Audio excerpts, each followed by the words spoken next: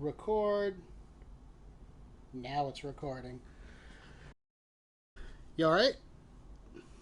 Yeah. Getting an intense... Getting in my hat. Getting in an intense... I thought you were like... This. Mentally getting your head in the game. No, I'm not. Time to go. I've been mentally Time ready. to go, everybody. I was born ready. Born ready. I don't have to mentally get prepared. I'm mentally prepared all the damn time. Just focus on my cap hat because that's what we're going to be talking about. 120% cap mode. 120% cap mode! Alright. All right, so this is us breaking down. I'm going to do the introduction. So this is us, Ben and I, breaking down the main trailer for Falcon and the Winter Soldier. The new trailer, anyways. The new trailer. They did the teaser trailer. Yeah, they did the teaser trailer. This is the new original full-length trailer for Falcon and the Winter Soldier. I think we're like what, a week or 2 weeks late?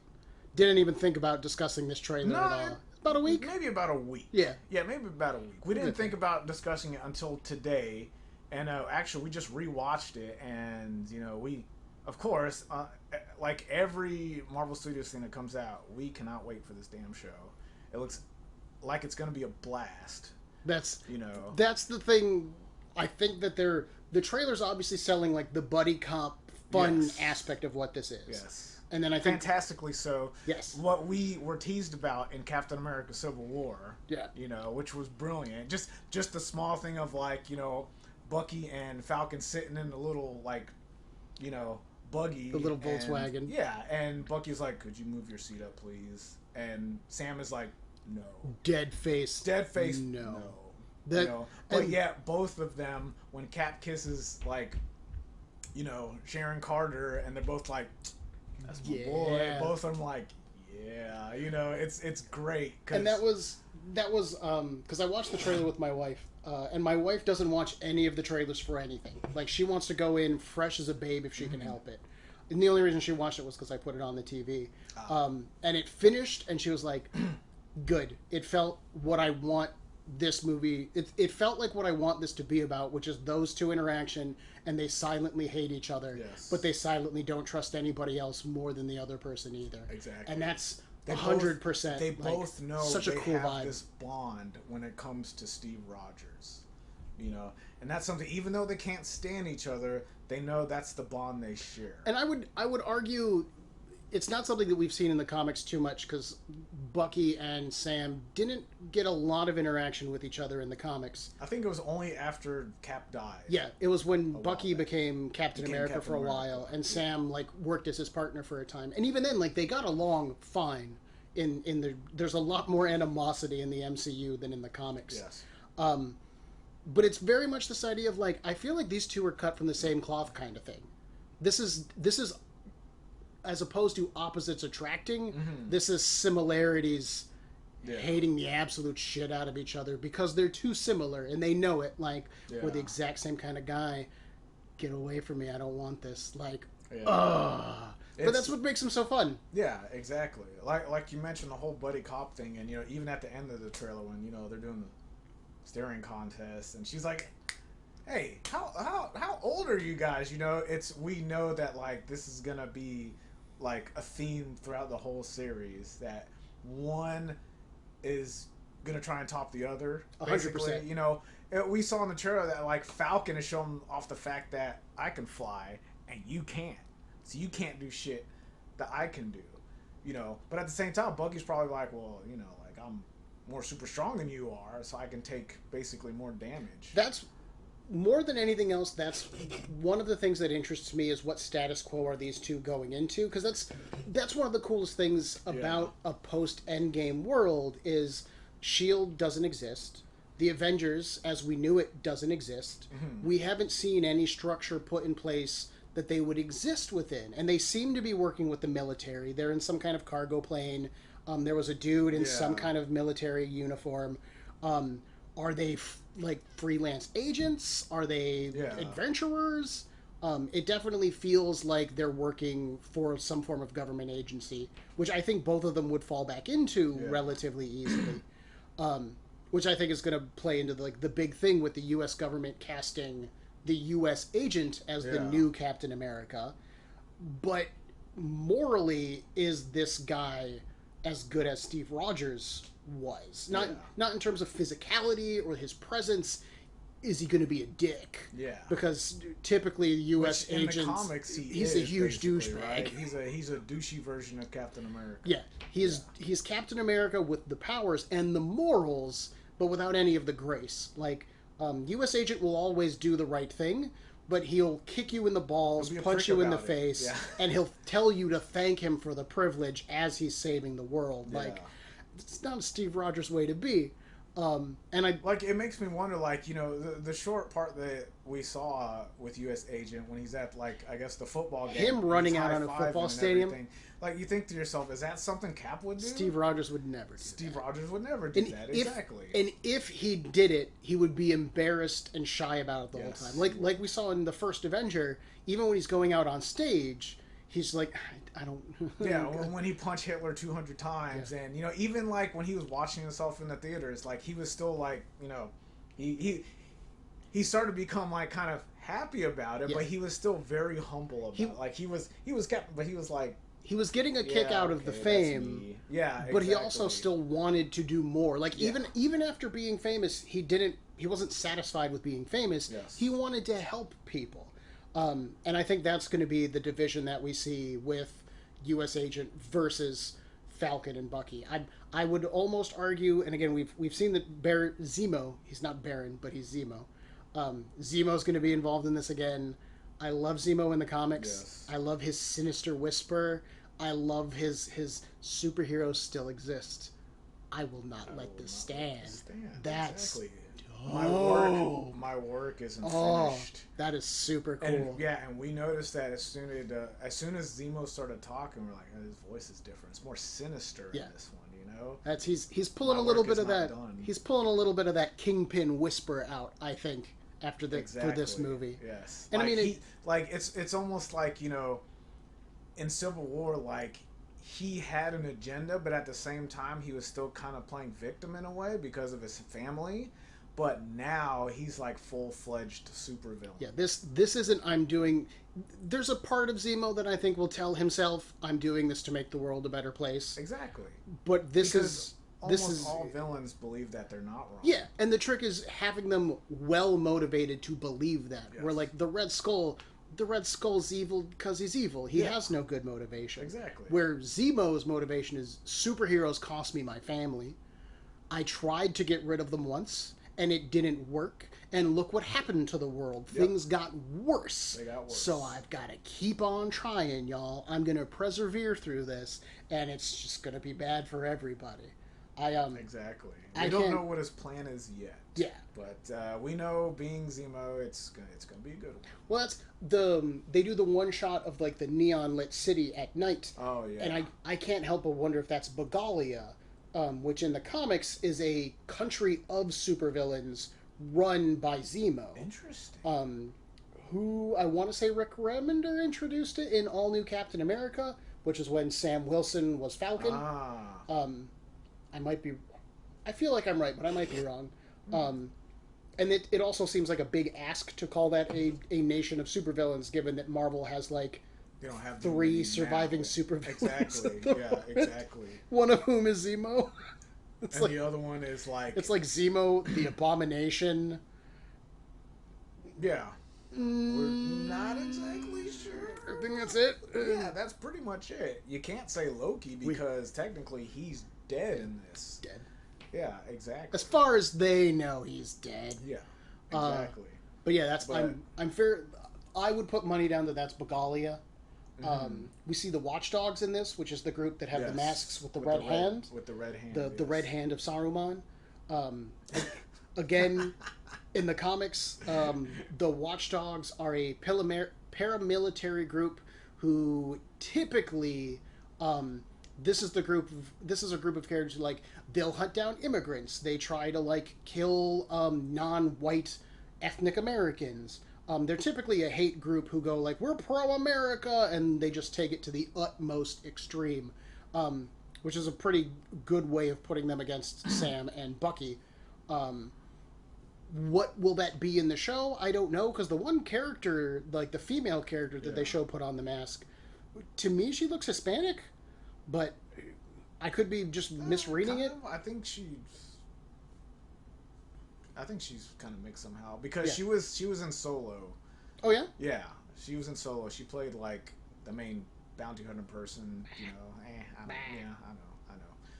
But I tried watching 20 minutes of Solo on TV one time, and it was the least interesting shootout that I've ever seen. So I just kept going. Which that's neither here nor there.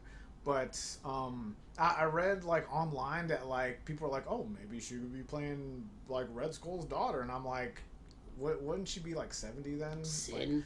Like, unless she developed, like she inherited like his powers in a way. And if Sin, Red Skull does have a daughter named Sin. She's typically teamed up with Crossbones in the comics. Like she'll be the brains, he'll be the brawn kind of thing. It would be an interesting way of keeping the Red Skull's legacy around. But I don't.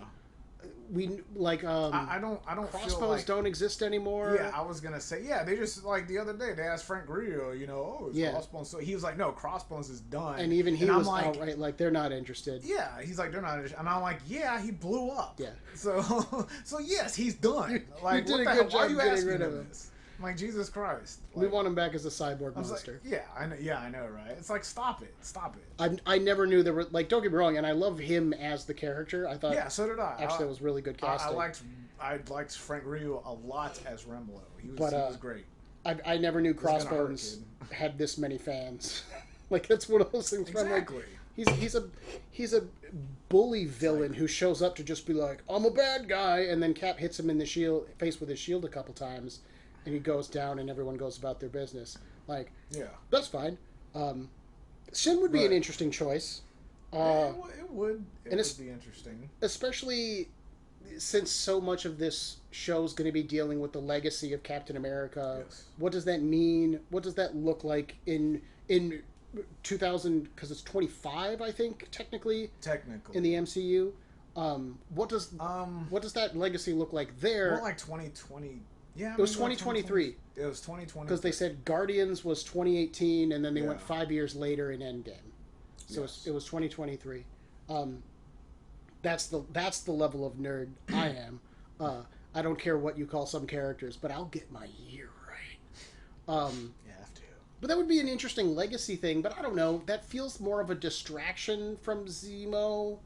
And like whatever threat he's going to be putting, because again, at this point we don't know the shape of what Zemo's plan is. Exactly. I still lean towards the idea that he'll uncover secret government information that the U.S. experimented on African Americans, and then release that to Sam to just be like, "Why are you fighting for America? This country doesn't like you. Just retire." Like, this is what they did. Yeah, a while back. This is the legacy you want to pick up. They used African Americans as basic guinea pigs to basically help create your best friend, Captain America. So, why would you decide to live on with his legacy? Yeah. If it's somewhat sabotaged and tarnished. And that's just my wild guess in the dark. We don't have any idea what Zemo's plot's going to look like. That would be a very interesting one. Yeah. I think it would be a cool way to do it. I think so too, most definitely. We know Sharon Carter's going to be involved, which again makes me happy because there's so many cool characters that the movies do introduce that don't get a lot of time to shine. And that goes back to me saying that. Exactly. Yeah. That's why I love these shows. All these secondary characters that you see in the movies. You kind of like them in a way, but they don't get enough screen time because they're focused more on the other important heroes. Yeah. So these shows are great to basically, reintroduce these characters, but give them more story development and structure. Yeah. Yes. So that's definitely. It'll be cool to see Sharon get a larger role. Trailer didn't have a whole lot much else, again, other than setting like a lot of action. A lot of buddy cop humor. Like I love Falcon. Like when Bucky's hanging off the truck and purposely Falcon flies on the side of a truck just to tell Bucky, man, that little girl kicked your ass. Yeah. Like he's like, damn. He's like, Jesus Christ, you're like, you ain't no super soldier. Like, let me take a break from this fight to rub in how much you suck. And then Bucky is like, ah, like he's pissed because he's saying that shit. It's great. It's them jabbing the other. I do like the contrast in colors in their costumes too. That Bucky's like a blue and Sam's mostly like red, and a little bit of off-white. Yeah. So A, you got your red, white, and blue in there. Yes. And then B, in the comics, Falcon classically wears a red and white costume. Yeah. So again, it's kind of a cool nod to that as well. Kona, you don't need to be doing that. You butt. But yeah, I like the tone. I love Zemo. I'm excited to try and see him do something. Yeah, do something. I think he's, like I said before, he's definitely going to be a straight-up supervillain in this one. I mean, like I also said, Marvel Studios, they're purposely making these shows different from one another. You know, like you and I discussed earlier. And that's something I super love. Yeah. And this is so in line with this being more like Winter Soldier, Civil War-esque, as we know Captain America movies, basically. Yeah. So we know the ongoing theme of this series. We know Loki after that. That's going to have a completely different feel as well. So it's variety. It's variety of shows, and it's brilliant. This is why we love Marvel Studios, because they know what we love. And that's something you see reflected in the comics, where they're all superhero comics.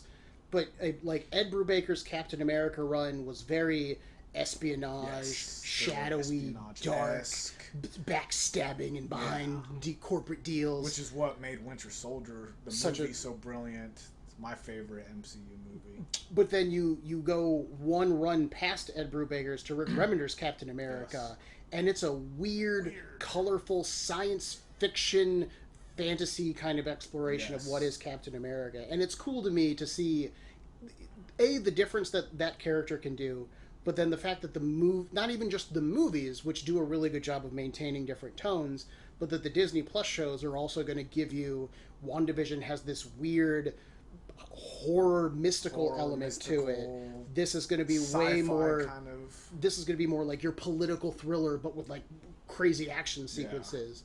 Loki's probably going to be a little more comedy and then multiverse kind of weirdness. You go from supernatural mystery to action adventure, and it's cool to me that you go like weird, normal, and then weird with Loki, and in theory normal with Hawkeye again.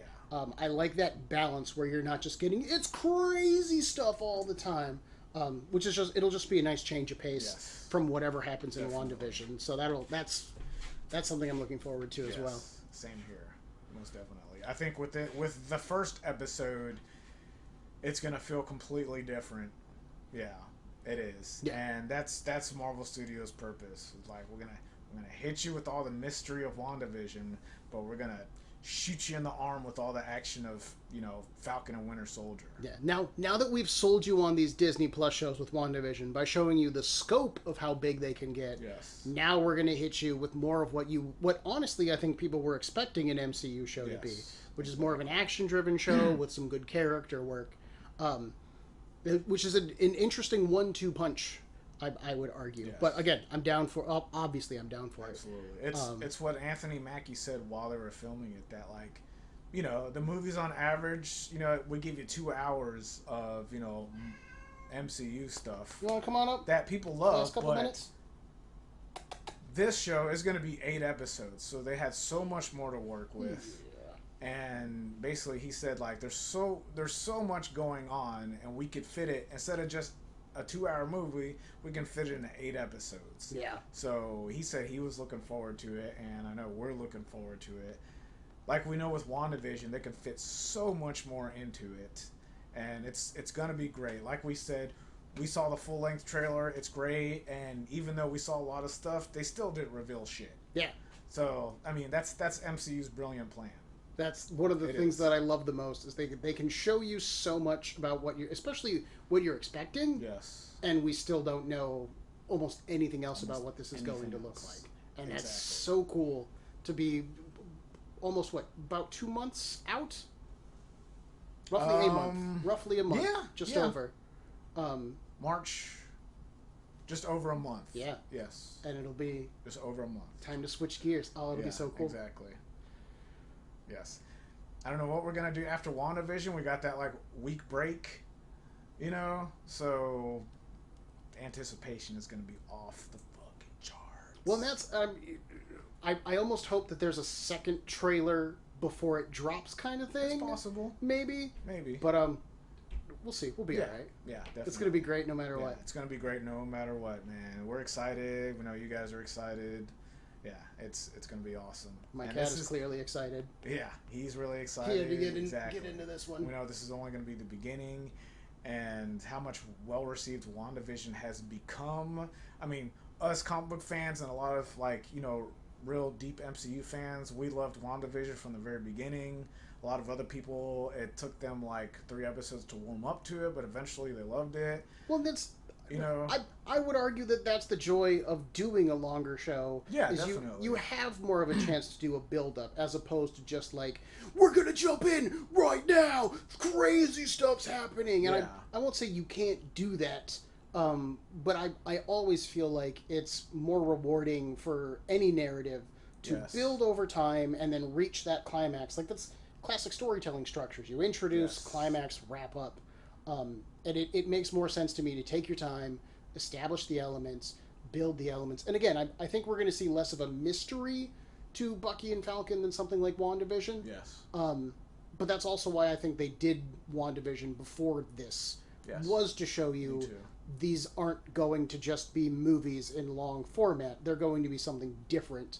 And if you're interested, keep watching. And if you're not, that's fine. Yeah. But yeah, I think this is more of a return to form of like, now that you're in, here we go. Yes. And it'll be along those kind of lines. They definitely they purposely did that. You know, they gave you the slow burn first. They really did. And, you know, we're gonna kind of dig into it, but, you know, as you know, we're gonna build it up. We're gonna build it up, and we're gonna hit you hard with it. And I feel like they purposely set that up with WandaVision. Yeah. Slow burn, slow burn.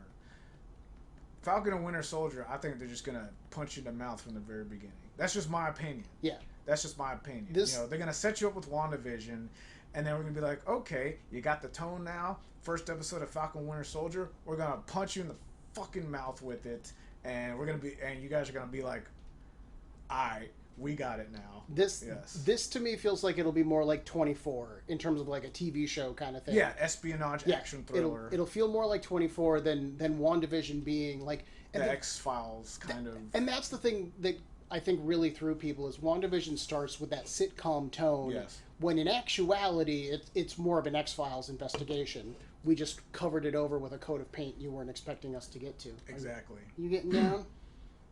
No. It's like you have to dig in and dig in and dig in with WandaVision in order to find, like... you got to uncover the mystery. Yeah, you have to uncover the mystery. That's the whole damn point. You can't just start the mystery with the resolution of this was the mystery. Like, exactly. Sherlock Holmes doesn't start a movie and goes, I know who did it. It's like, I know who did it, and then without even investigating. Yeah. It's like, okay, it's like, after 5 minutes, yeah, it's over.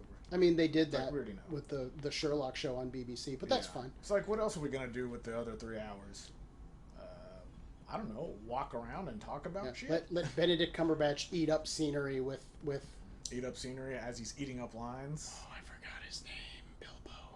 Martin Freeman, man. Martin Freeman, there we go.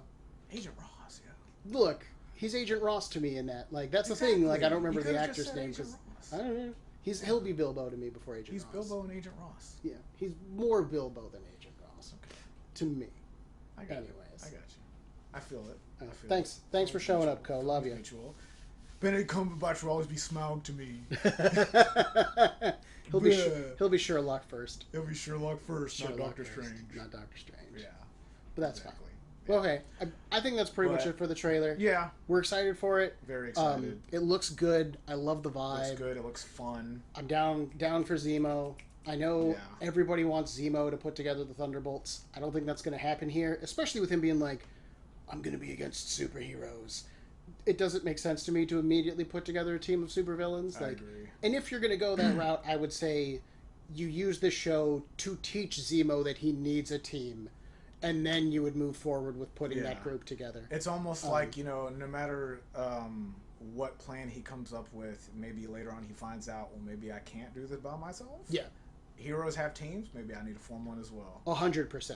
And even then, I would argue you're not going to get Thunderbolts. You would get the Masters of Evil first. Abomination. Yes. And I don't know how you turn the Abomination to anything else, but that's fine. And we're every time we say we're ending an episode, we go off on another tangent. I know, So let's end the episode. Yes. We're excited for the show. We are. We'll see you guys with the next episode of WandaVision.